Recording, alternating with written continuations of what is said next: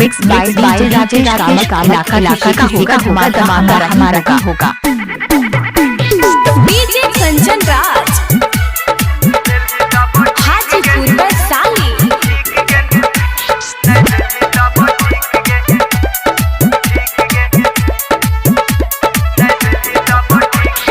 तोरा जैसन माल हमर हाल रोज पूछे, कहियो नहीं रहे छियै गे छोड़ी छूछे।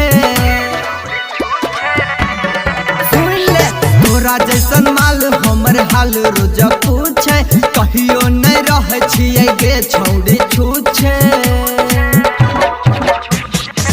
छोड़ा के जिंदगी रहे हरदम फिट गे, छोड़ा के जिंदगी रहे हरदम फिट गे। दिल्ली तब ठीक गे नहीं दिल्ली तब ठीक गे, दिल्ली तब ठीक गे नहीं दिल्ली तब ठीक गे।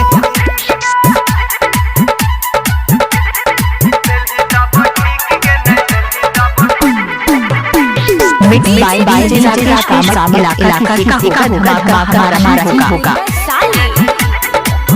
मिक्स बाय डीजे राकेश कामत। आप सुन रहे हैं राकेश कामत को फुलवरिया से।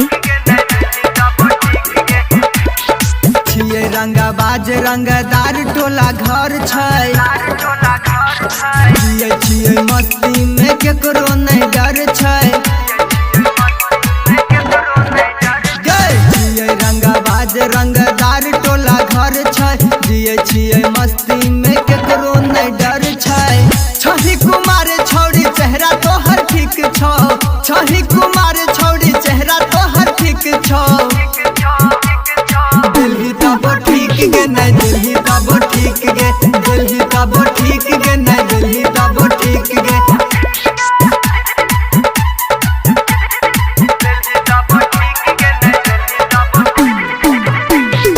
मिक्स बाय डीजे राकेश कामत इलाका होगा हमारा होगा। Vinayaka recording studio Alauli.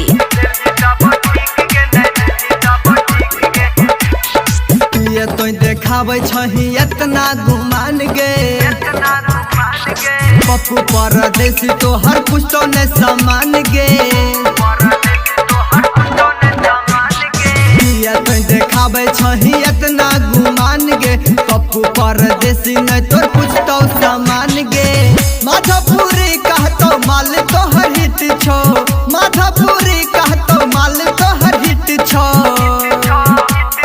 दिल्ली तब ठीक गे नहीं दिल्ली तब ठीक